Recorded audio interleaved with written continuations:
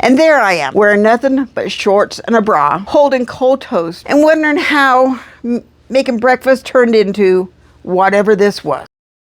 Gone to make one piece of toast. Simple task, right? And somehow ended up, I don't know, half dressed, looking for your phone, forgetting your chickens, and wondering what on earth just happened. Because this was my morning. I know, those of you that have ADHD say, yep, happens all the time.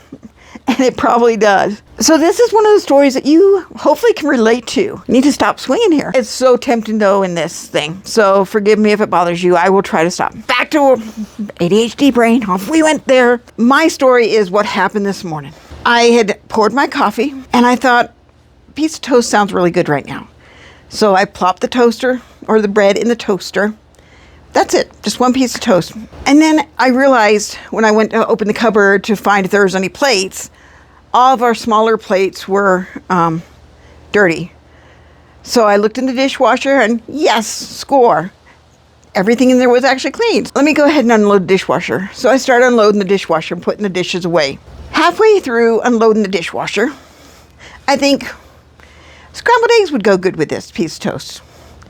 So naturally, I pull out a frying pan, put it on the stovetop. I grab a bowl because, hey, I've now put, at least half the dishes away from the dishwasher. And there's a bowl up there. And so I grab a bowl. So I crack a couple of eggs in the bowl. I beat them up. I grab the frying pan and I dump the egg frying pan. I put the frying pan on the stove. I'm doing good. At this point is when I hear one of my chickens, Lacey, cackling her proud, I've laid an egg, I've laid an egg. And so I head outside and I realize that their water is very, very low. Shit, I meant to add that yesterday. So I go back outside the fence, I grab the hose, I put it over the fence. Now with our hose, we have a little valve on it that you have to turn on. So as I'm walking back outside the fence to turn that little valve on before I actually get out the fence, my husband comes outside. Now, he tends to come out and check on me after a few minutes because, last November, I was out collecting eggs with the chickens, from the chickens. One of the chickens, I was trying to get her to come over to where, actually, I don't remember why I was doing it. I was trying to get one of the chickens. Her name is Ruby, even though she's a completely white chicken. My granddaughter named her. We have since renamed her Hey Hey after Moana's chicken because she reminds us of it. But anyway, I was trying to get this chicken to go in a certain direction. I don't remember why. Somehow I ended up, the next thing I know, boom, flat on my face in the dirt. I remember standing. I remember being down. I rolled over and it hurt like hell. So I'm laying there going, now what do I do? Because I'm scared I've cracked a rib and I don't want to puncture my lung. Well, my husband and my granddaughter were inside. So I try to yell, but it hurt. So I managed to get myself sitting position against the fence. I sat there for like 20 minutes. Finally, my husband opens the back door, looks out at me and says, what are you doing sitting there? And I just looked up at him and it was like that commercial. I've fallen, I can't get up. And so he came out to help me. It turns out I did fracture 3 ribs. I didn't actually find this out till a year later because I went to urgent care 2 days later and they said it was bruised. I didn't find out they were fractured until a year later when they were still hurting, and I had x-rays done through my primary doctor and they said, oh yeah, we can see you fractured 3 ribs. Anyway, back to this morning. So that is why my husband comes out and checks on me. Anywho, he comes out to check on me. He says, are we standing up straight? And I give him that filthy look like, but then he says, do you need help with that tray? Well, yesterday I was trying to clean, chickens have like a poop tray, and so you have to pull it out. Well, because of the wet weather we've had and the humidity, it had swollen and I couldn't get out. And I said, yeah, I do. So he comes out, he pulls the poop tray out.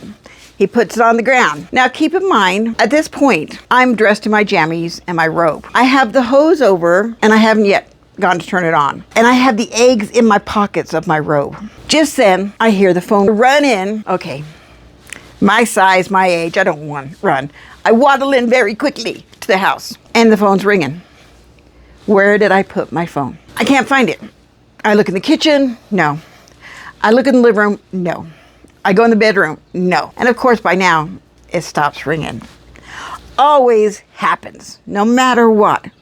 Normally, it's like, they call me And the minute I don't answer, they throw that thing down, and their first thought is, run as quick as you can, get away from this phone so when she calls you back, you're not there.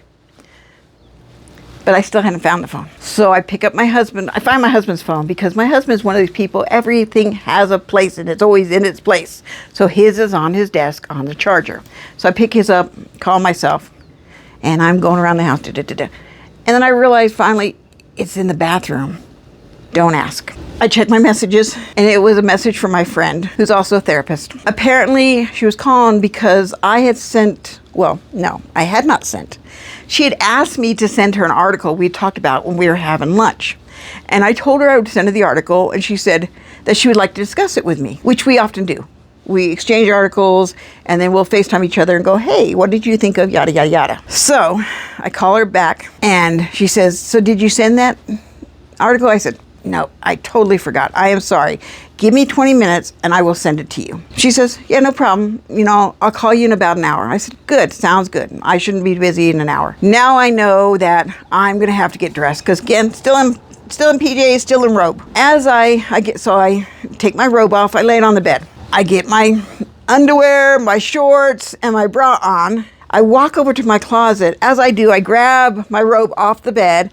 I hang the robe on the back of the door where it goes. My husband would be proud of me. And kaplunk. Oh shit. The eggs were still in the pocket.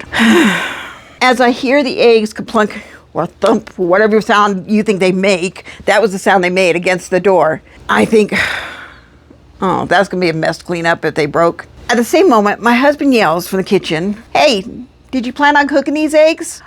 Right, the scrambled eggs. I walk out to the kitchen, expecting to see burnt eggs, and I realized for once I did the right thing. I didn't turn the stove on. I guess if I would have thought about it, if they were burned, I would have smelled them, but my brain just wasn't going there. Then I look over. There's my toast, of course, has popped up quite a while ago, and it's stone cold. Now, I hate cold toast. I really do. So for a brief second, I consider reheating it. Then I remember what happens when you reheat toast. No. So get the toast, put the butter on. Just then, my husband, with an amused little laugh in his voice that only comes from someone who's watched this happen hundreds of times over the last 42 years that we've been married, says, wow, you finished the chickens fast. Do you need me to put the tray back in? He wasn't being entirely sarcastic. What he was being was married to me and knowing me and my ADHD and how it works. He already knew the odds of me actually finishing one task before getting distracted by 3 others were, well, not great. So at this point, the poops tray is still laying in the yard. The hose is still stretched across the run. The chickens still don't have any water. And there I am, standing in my kitchen, wearing nothing but shorts and a bra, holding cold toast and wondering how making breakfast turned into whatever this was. People often think ADHD means getting distracted. I don't think that's quite right. For me, it's like every task taps the other one on the shoulder and says, hey, your turn. Nothing ever gets finished because every single thing reminds me of another thing that needs doing. It's like living inside a browser with 47 tabs open. And somehow, every one of them starts playing music at the same time, getting your attention. Come do this. Come do this. The funny part is, if you asked me what I was doing this morning, I would say I was just making toast. And somehow it all went wrong.